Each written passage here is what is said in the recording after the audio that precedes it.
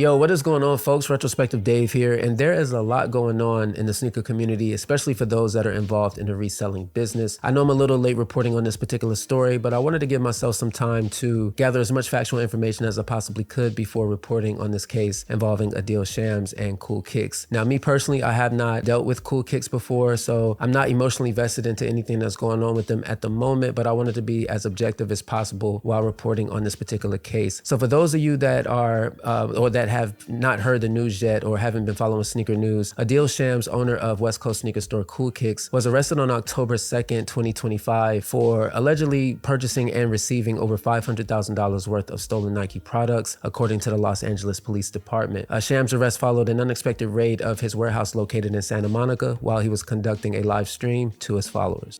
Chat, what the fuck was that? Oh, wait. Germ said don't do it. What is that? Beer? Chat? I don't know. What the f happened? Did somebody swat us? I'll be back, chat. Was it really? Was it a prank? During the operation, detectives discovered over 2,100 pairs of Nike shoes, along with 150 cartons of Nike clothing inside of the warehouse. Now, Shams was released shortly after midnight on October 3rd, on his birthday, actually, which is very unfortunate. You know, that's a crazy way to celebrate your birthday, and I'm sure that's one that he won't forget. But however, he was released on his own recognizance, which means that the judge does not see him as a flight risk. He did not have to post bail due to it being a nonviolent crime, but there are some stipulations that he's probably legally bound to, such as, you know, promising to appear for his first court date, which is on October 23rd, 2025, and any future court dates thereafter. Now, there are some reports out there that he snitched, which is why he's out of jail or got out of jail so fast. But to be released on your own recognizance doesn't mean that he actually snitched. It just means that he did not commit a violent crime, and judge doesn't see him as a flight risk, so therefore he let him go. But again, he is legally bound to appear for his court appearances in the near future. Following Shams' release, Cool Kicks took to Instagram to issue a statement claiming their unawareness of the stolen property that they actually admit to purchasing in good faith to conduct their business. Adil Shams is being charged under the California Penal Code 496A, which is the crime of knowingly purchasing, receiving, selling, concealing, and or withholding property that is deemed stolen. Now, in a case like this one, of course, the prosecution bears the burden of proof beyond a reasonable doubt that Adil Shams and his team knowingly turned a blind eye to the criminal activity that was going on here. Now, it's very unclear at the moment as to how Cool Kicks, specifically Adil Shams, ended up on the LAPD's radar, but according to the LAPD,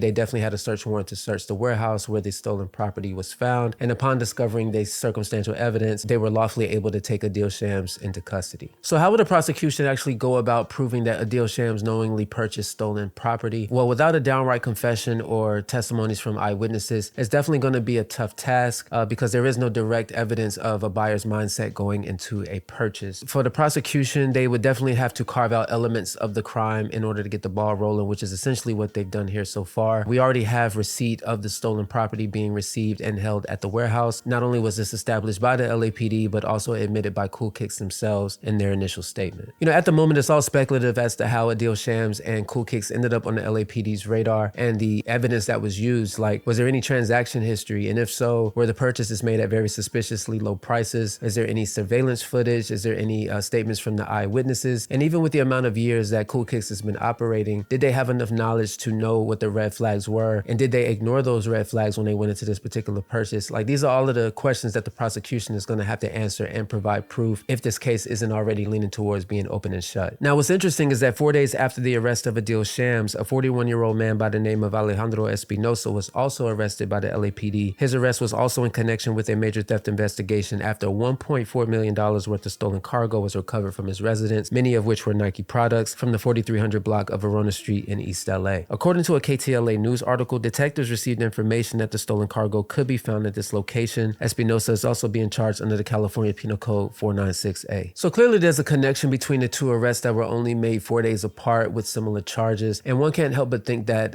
someone close to the criminal operation is tipping the LAPD off. Either that or the LAPD just have so much evidence that they're just picking these people off one at a time. Now, what I do find interesting is that the LA Sheriff's Department website does not have any booking information on Alejandro. Alejandro, but you can find booking information on Adil Shams. Maybe the system just hasn't updated yet with Alejandro's information, or maybe there's a name discrepancy somewhere in there. But according to the LAPD, his booking number is 710-4643. So I guess we won't find out more information about Adil Shams in this particular case until his arraignment, which is October 23rd, 2025. Until then, let me know your thoughts on this case in the comment section. Do you think that he's guilty of knowingly purchasing stolen property? And do you think that he was behind the arrest of Alejandro Espinosa? If you like this content, please like, comment, share, and subscribe. Stay fresh, blessed, and free of stress, and I will see you all in the next video. Peace.